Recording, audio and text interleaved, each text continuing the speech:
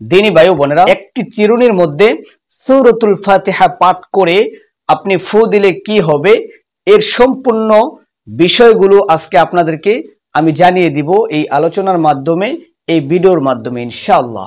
প্রিয় দিনদার ভাই ও বোনেরা, এই চিরুনিটা আপনাকে বাজার থেকে কিনে নিয়ে আসতে হবে এবং এই চিরুনিটার মধ্যে আমার কাছে তো এখন চিরুনি নাই, আপনাদেরকে এই কলমটা নিয়ে আমি বুঝাইতেছি।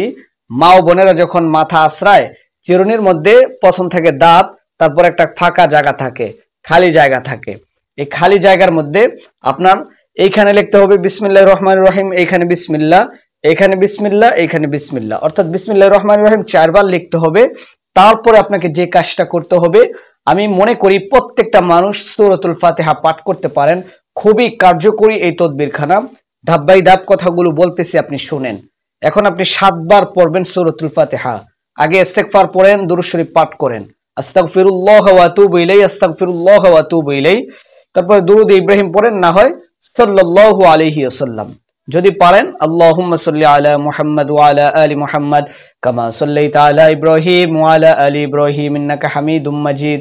আল্লাহুম্মা বারিক আলা মুহাম্মাদ ওয়া আলা আলি মুহাম্মাদ কামা বারাকতা আলা ইব্রাহিম ওয়া আলা আলি ইব্রাহিম ইন্নাকা হামিদুম মাজিদ। তারপরে সূরাতুল ফাতিহাটা পড়বেন এই চিরুনির দিকে তাকাইয়া। এটা ব্যবহৃত চিরুনি হলে হবে না, নতুন আপনার বাজার থেকে কিনে নিয়ে আসতে হবে। এখন সূরাতুল ফাতিহাটা পাঠ করে ফু দেন। এর ফজিলত কি, এর কার্যকারিতা কি, আপনি শুনলে অবাক হয়ে যাবেন ইনশাআল্লাহ বলতেছি। এটা আপনি কিভাবে পড়বেন? বিসমিল্লাহির রহমানির রহিম, আলহামদুলিল্লাহি রাব্বিল আলামিন, আর রহমানির রহিম, মালিকি ইয়াউমিদ্দিন, ইয়াকা না'বুদু ওয়া ইয়াকা নাস্তাঈন, ইহদিনাস সিরাতাল মুস্তাকিম, সিরাতাল লাযীনা আন'আমতা আলাইহিম গায়রিল মাগদুবি আলাইহিম ওয়ালাদ-দাল্লিন, আমিন। একটা ফু দিয়ে দেন, চিরুনির মধ্যে একটা ফু দিয়ে দেন। আবার সূরাতুল ফাতিহা পড়েন, আবার ফু দিয়ে দেন। এভাবে 7 বার পড়েন, তারপর আবার দুরূদ শরীফ পাঠ করে নেন। এই চিরুনিটা নিয়ে আপনার এখন কি করতে হবে, এর ফাজাইল কি, এর ফজিলত কি, এখন শুনেন। দিনদার ভাই ও বোনেরা, এই যে আপনি এই তদবিরটা করলেন, আমাদের গ্রামে, আমাদের অঞ্চলে, দেশ থেকে বলেন, প্রবাস থেকে বলেন, বিভিন্ন জায়গা থেকে এরকম শোনা যায় ছেলে মেয়ের বিয়ে হয় না, জাদু করে রাখছে। আপনাদেরকে আমি বলছিলাম মেয়েদের অর্থাৎ ছেলেদের 3টি কারণে বিবাহ হয় না। একটা হলো আপনার বংশ বিস্তার, সবকিছুই ভালো, বংশ ভালো, মেয়ে দেখতে ভালো, চেহারা সুন্দর, কিন্তু এই মেয়েকে আপনার বৈবাহিক জীবনে আবদ্ধ করাইতে পারতেছেন না। যখন মেয়ে পক্ষ মানে তাকে দেখতে আসে পাত্রপক্ষ, তখন এই মেয়ের চেহারাটা মরা মরা ভাব আকার ধারণ করে, অথচ বংশ বিস্তার সবকিছু, মেয়ে দেখতেও ভালো, কিন্তু তাকে আইসা দেখলে মরা মানুষের মতো মনে হয়, অর্থাৎ ছেলের আর পছন্দ হয় না। ঠিক আছে, এটা আপনাকে কি বলছিলাম, আশিক জিনের সমস্যার কারণে। তারপরে আরেকটা সমস্যার কথা কি বলছিলাম, ওই ভিডিওটি যারা দেখেন নাই দেখে আসবেন, কি কারণে মেয়েদের বিয়েগুলো হয় না। এটা হলো আপনার আশিক জিনের সমস্যার কারণে এরকমটা হয়।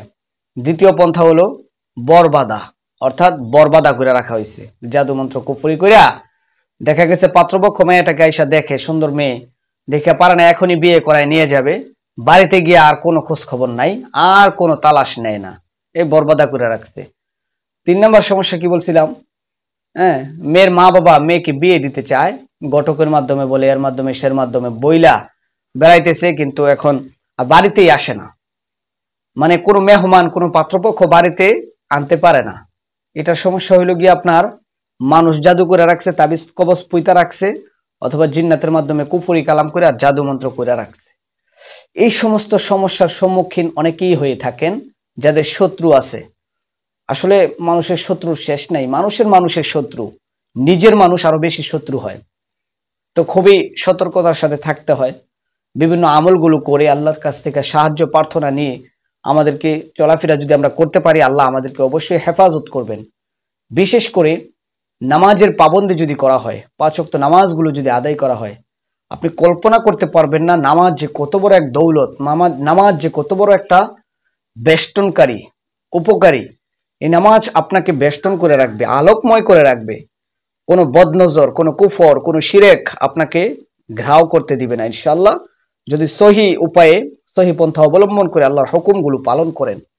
এমনকি আপনাকে পর্যন্ত খারাপ কাজে যাইতে দিবে না। জেনা, নির্লজ্জতার কাজ, বেহায়া বেশরমি কাজ আপনাকে এই নামাজ করতে দিবে না, বাধা দিবে। তো যে কথাটা বলতেছিলাম, এই সমস্যার সম্মুখীন আপনি তখনই বুঝতে পারবেন যখন হাজিরাতে ধরা পড়বে। যদি মেয়েটার উপর আশিক জিনের সমস্যা হয়, বরবাদা থাকে, মানুষের অথবা জিন্নাতের জাদু থাকে, আপনি হাজিরা করে দেখবেন যদি এই সমস্যাগুলো থেকে থাকে, তাহলে আপনাকে এই ট্রিটমেন্টটা আপনি একটা পন্থা দিতে পারেন। এই চিরুনির মধ্যে বিসমিল্লাহ 4 জায়গায় লিখে দুই পাশে সূরাতুল ফাতিহা, আল্লাহ তাআলার মহাগ্রন্থ আল কুরআনের এই বাণী পাঠ করে 7 বার ফু দিয়ে তাকে এই চিরুনিটা দিয়ে দিবেন। যখন সে মাথা আছড়াবে তখন এই চিরুনি দিয়ে মাথা আছড়াবে, এবং যেই দিন তাকে পাত্রপক্ষ যদি দেখতে আসে ওই দিন চিরুনি দিয়ে সুন্দর করে মাথা আছড়িয়ে আল্লাহর কাছে প্রার্থনা করে যখন তাকে দেখানো হবে, এই সমস্ত সমস্যাগুলো দূর হয়ে যাবে। ছেলের বেলায় বলেন এবং মেয়ের বেলায় বলেন, খুবই ইম্পর্টেন্ট এবং গুরুত্বপূর্ণ আমলিয়াতের কথা আপনাকে জানাইলাম। দিনদার ভাই ও বোনেরা, যারা আমলগুলো করতে চান আমাদেরকে কমেন্টের মাধ্যমে জানান যে ইনশাআল্লাহ হুজুর কারোর জন্য আমলটা করে দিতে চাই, অথবা নিজে করতে চাই নিজের জন্য, অথবা আমাদের সঙ্গে যদি কোনো কিছু আলাপচারিতা করতে চান বা কোনো সাহায্য দরকার হয় আমাদেরকে কমেন্ট করবেন। আমাদের নাম্বার কমেন্টে দেওয়া হবে, আপনাদের সঙ্গে আলোকপাত করা হবে ইনশাআল্লাহ। আল্লাহ আমাদেরকে সহি বুঝ দান করেন, বুঝে শুনে আমলগুলো করার তৌফিক দান করেন। আমিন।